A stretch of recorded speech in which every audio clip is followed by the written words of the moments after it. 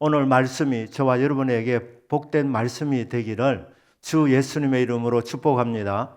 아멘. 알렉산더 솔제니친이 이반 데니소비치의 하루라는 소설을 썼습니다. 이반 데니소비치 슈호프가 소련의 그 굴라그 노동교화소에서 하루 생활을 이렇게 보내는 것을 기록한 것입니다. 이게 노동교화소의 비인간적인 현실을 고발한 작품입니다. 1951년 1월 1일 날 기상나팔 소리와 함께 일어나서 강제노동을 하고 밤에 취침 자리에 들기까지의 하루 동안에 일어났던 수용소의 생활이었습니다. 고달프고 힘든 생활이 상세하게 그리고 유머스럽게 묘사되었습니다. 이 작품이 1962년에 발표되었고 솔제니친이 1970년에 노벨 문학상을 받습니다. 그런데 오늘 사무엘상 이 4장의 말씀은 이스라엘 나라에 있어서 참 수치스러운 날, 그런 날들이 있는데 그 중에서도 정말 치욕적인 날, 그 하루가 기록되어져 있습니다. 그날 전쟁에서 먼저 4,000명이 죽고 그리고 다시 전쟁을 해서 3만 명이 죽습니다. 그리고 남아있는 사람들은 도망을 갑니다. 제사장 홈리와 비나스가 죽습니다. 그리고 하나님의 괴는 적진에 빼앗깁니다. 이 소식을 듣고 엘리 제사장이 나이가 98세인데 의자에 앉아있다가 뒤로 넘어져 목뼈가 부러지면서 죽게 됩니다. 이 소식을 들은 며느리가 남편이 죽었고 시아버지가 죽었고 무엇보다도 여호와의 영광이 이스라엘에서 떠나게 되었다. 하나님의 법궤가 빼앗기게 되었다는 이 소식을 들으면서 충격을 받고 몸이 아파서 엎드리면서 조산을 하게 됩니다. 그런데 아들이 나오니까 옆에 있는 사람들이 아들이다, 두려워하지 마라 이래 하는데도 기뻐하지도 않고 개의치도 아니하고 죽어가면서 이가봇 영광이 없다, 영광은 어디에 이렇게 말하면서 죽었습니다. 이스라엘의 처참한 패배였고 제사장 가문 한 가문이 하루의 말입니다. 아버지도 죽고 두 아들도 죽고 며느리도 죽게 되는, 무엇보다도 법궤를 잃게 되는 이런 비참한 상황이 사무엘상 4장에 나와 있습니다. 자, 어떻게 이런 일이 일어나게 되었습니까? 이 사무엘상 기사를 따라 쭉 보면 이스라엘 백성들은 에벤에셀에 머물렀고 그리고 블레셋 군대는 아벡에 진을 쳤습니다. 전쟁이 벌어졌습니다. 그런데 이 전쟁에서 이스라엘이 패배합니다. 4,000명 가량이 죽임을 당합니다.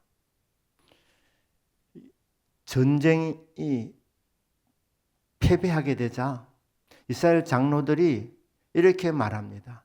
어찌하여 여호와 하나님께서 우리를 블레셋 사람들 앞에서 패하게 하셨는가? 이스라엘이 전쟁에서 왜 졌습니까? 하나님이 도와주시지 아니하셨기 때문입니다. 하나님께서 함께 하시지 아니하셨기 때문에 전쟁에 패배했습니다. 그러면 하나님 왜 함께 하지 않았습니까? 이스라엘 백성들이 하나님을 원하지 않았기 때문입니다. 이스라엘 백성들은 하나님의 말씀에 불순종했습니다. 죄를 짓고 있었습니다. 하나님께서 도와주시고 싶어도 우리 손에 피가 가득하면 하나님께서는 도와주시지 못한다고 말씀했습니다. 도와달라고 기도해도 너희들이 참 억울한 피를 흘려서 손에 피가 가득하면 그러면 내가 너희들을 도와줄 수 없다. 이스라엘 백성들은 죄를 짓고 있었기 때문에 하나님이 도와주실 수가 없었습니다. 그러니까 패배는 자업자득이었습니다.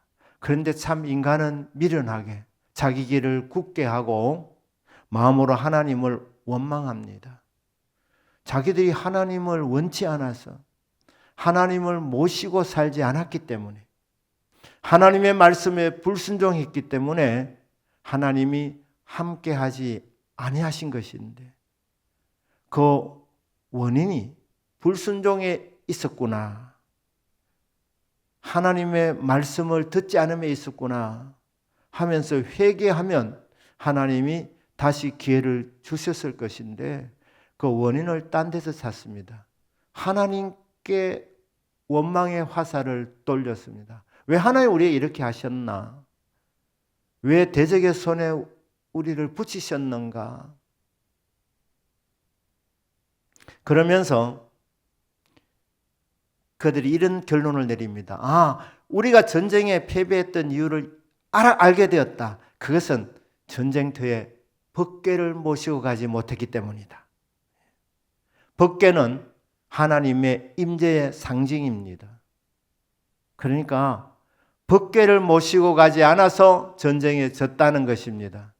이스라엘이 전쟁에 패배한 것은 그들이 불순종했기 때문에 죄를 지었기 때문에 하나님이 도와주시지 않았던 것인데 그들은 법궤를 가지고 가지 않아서 패배했구나 생각하고 실로에 법궤가 있었습니다. 실로에 이제 성막이 있었는데 성막에서 가장 중요한 것은 지성소 안에 언약궤 위에 두 그룹 사이였습니다. 그것은 하나님의 영광스러운 임재가 나타나는 장소였습니다. 여러분, 성막에서 가장 중요한 곳은 하나님이 임재하는 장소입니다. 성전에서 가장 중요한 장소는 하나님이 임재하시는 장소였습니다. 교회, 하늘 예배하는 이 예배당, 이 예배당에서 가장 중요한 것은 하나님의 임재입니다. 하나님 임재하지 않고 그냥 우리끼리 모였다 가는 것은 친교단체에 지나지 않습니다. 하나님께서 교회를 주신 목적은 이곳에 임재하셔서 주의 백성들과 교제하기 원하심인 줄로 믿습니다. 그러니까 성막의 가장 중요한 곳은 세키나 하나님의 영광의 임재가 나타나는 곳인데 이 법궤를 전쟁터에 갖고 오겠다는 것은 법궤는 하나님의 임재의 상징이니까 법궤를 전쟁터에 투입하면 전쟁에 이긴다는 생각을 했던 것입니다. 사실 역사 가운데에 이스라엘 백성들이 요단강을 건널 때에 법궤를 제일 앞에 제사장들이 메고 가게 했습니다. 그리고 백성들이 따랐는데 제사장의 발이 법궤를 메고 가는 제사장들의 발이 요단강에 닿는 순간 요단강이 갈라진 줄로 믿습니다. 그래서 요단강을 건너갔던 것입니다. 요단강을 건너가서 첫 번째 전투 지역이 여리고였습니다. 그 여리고성을 어떻게 무너뜨렸느냐? 제사장들이 법궤를 메고 제일 앞장을 섰습니다. 그리고 하루에 한 바퀴씩 돌았고 마지막 날은 7바퀴를 돌고 이 여리고성을 향해서 외쳤더니 성이 무너졌습니다.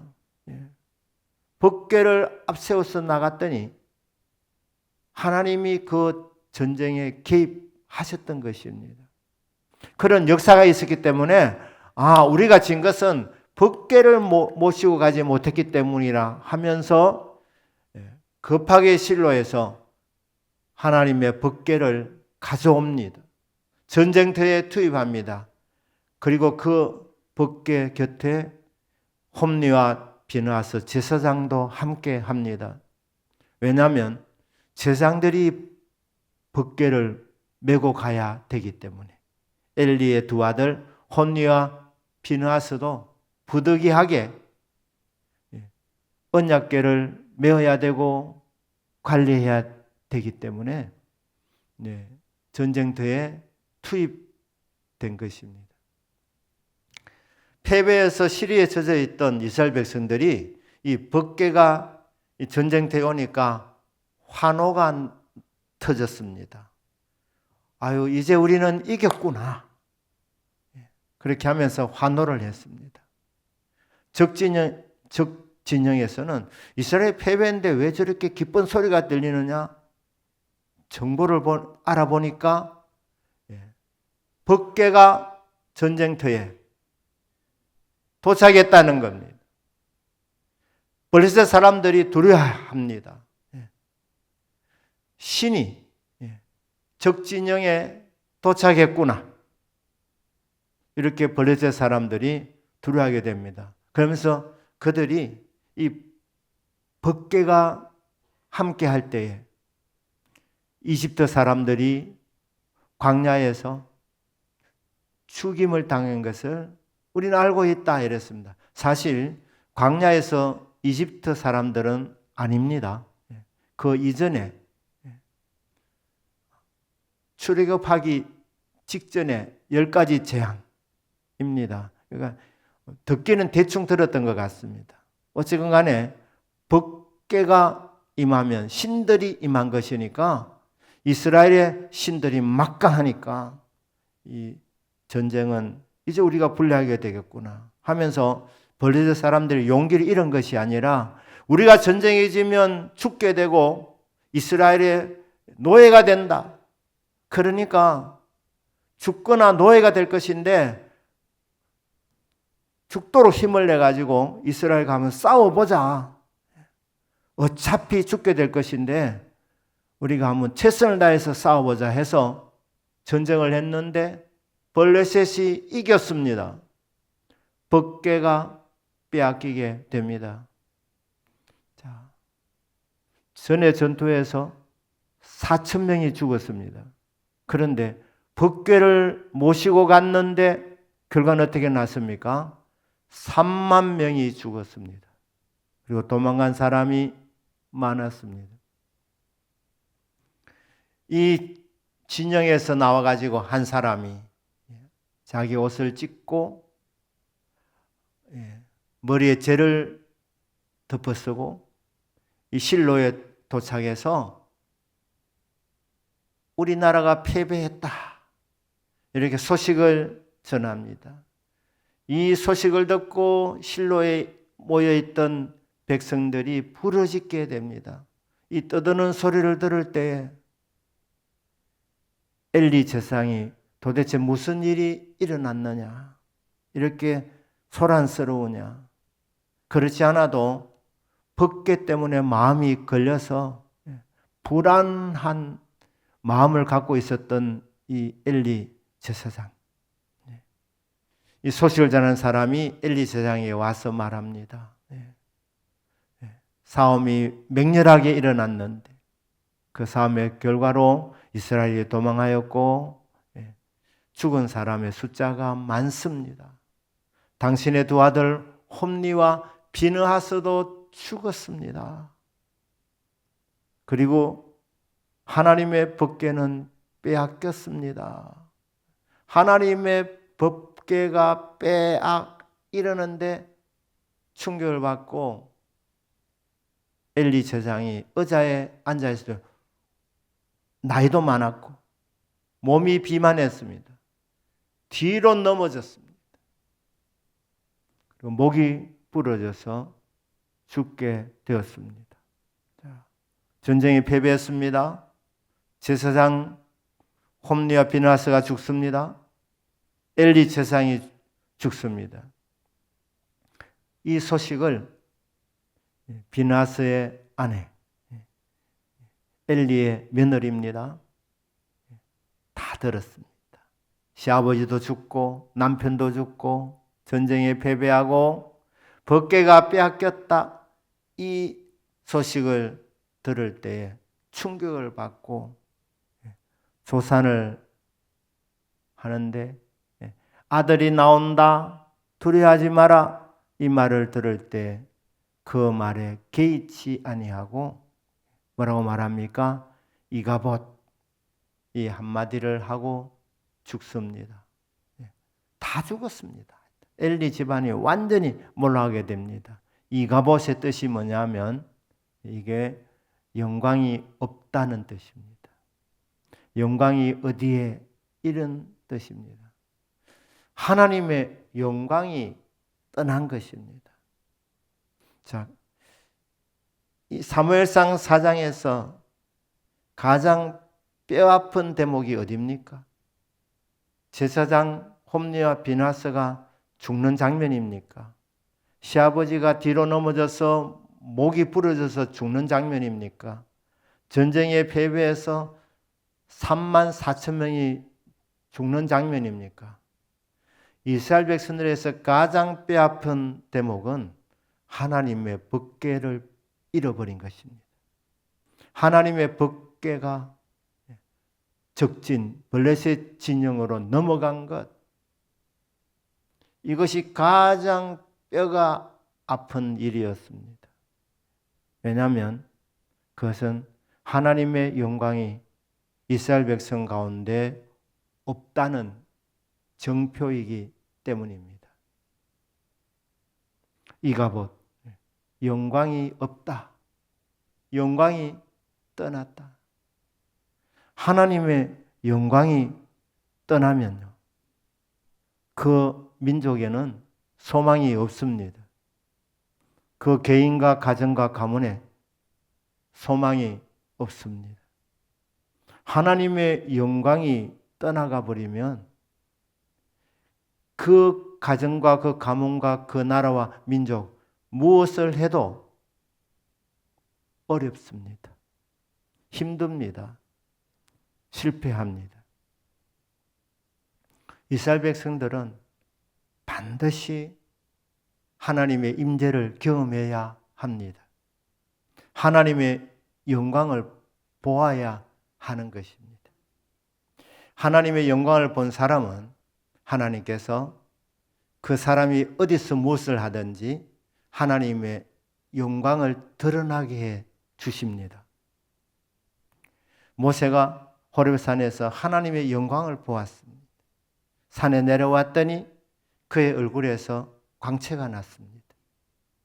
그 얼굴에서 광채가 나는 모습을 보면서 모세가 저 호렙산에서 하나님을 만났구나, 영광의 하나님을 만났구나 알게 되는 것입니다.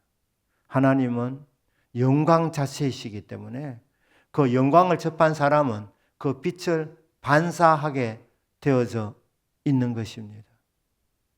이스라엘의 흥망성쇠는 하나님이 함께 하시느냐 함께 하지 않느냐 거기에 달려 있는 것입니다. 그런데 하나님이 함께 하시는 장소는 성막입니다.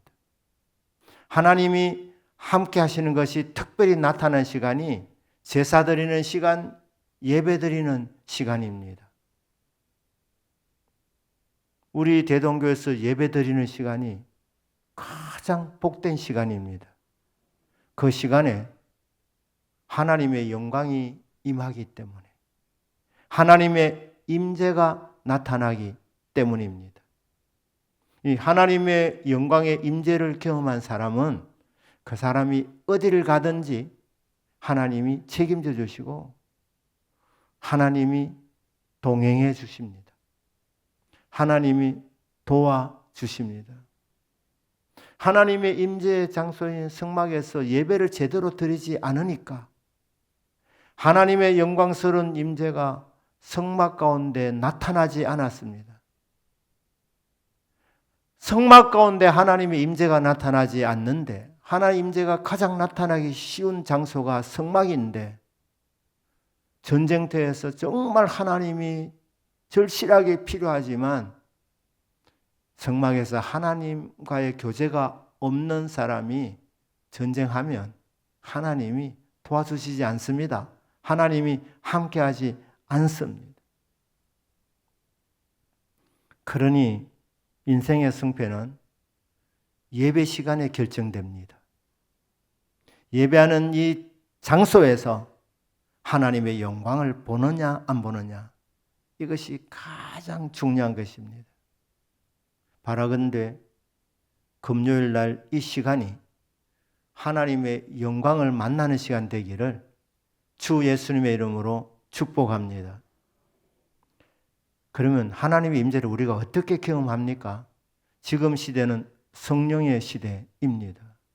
그러니까 성령의 기름 부으심이 임하는 시간, 그 시간이 여러분이 하나님의 영광을 마주하는 시간입니다.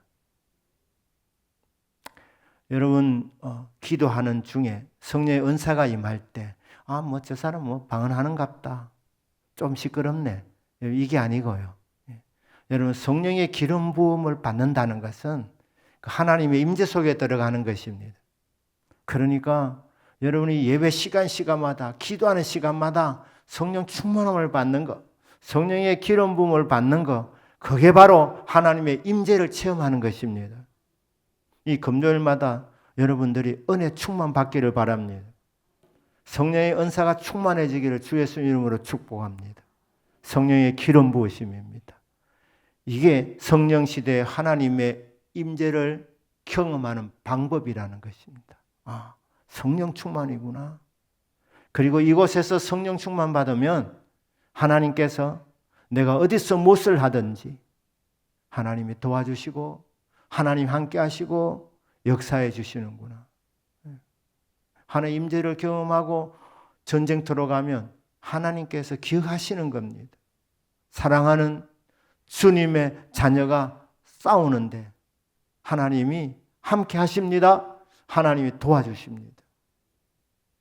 어디서 무엇을 하든지 하나님이 함께 하시는 이 경험, 이것은 예배 저소에서 주님을 인격적으로 만날 때, 성령의 기름 부음을 경험할 때, 성령의 충만함을 받을 때, 그때 우리는 삶의 현장에서 하나님의 도우심을 경험하게 됩니다. 이 금요 기도의 시간이 참 중요한 시간입니다. 이 시간 영광의 주님을 배우는 은혜가 있도록 우리의 눈이 열리고 우리의 귀가 열리고 우리의 입이 열리고 주님의 영광스러운 임재를 경험하도록 성령의 충만함이 우리 심령 가운데, 우리 한 분 한 분 가운데 충만하게 나타나시기를 주 예수님의 이름으로 축복합니다. 아멘. 기도하겠습니다.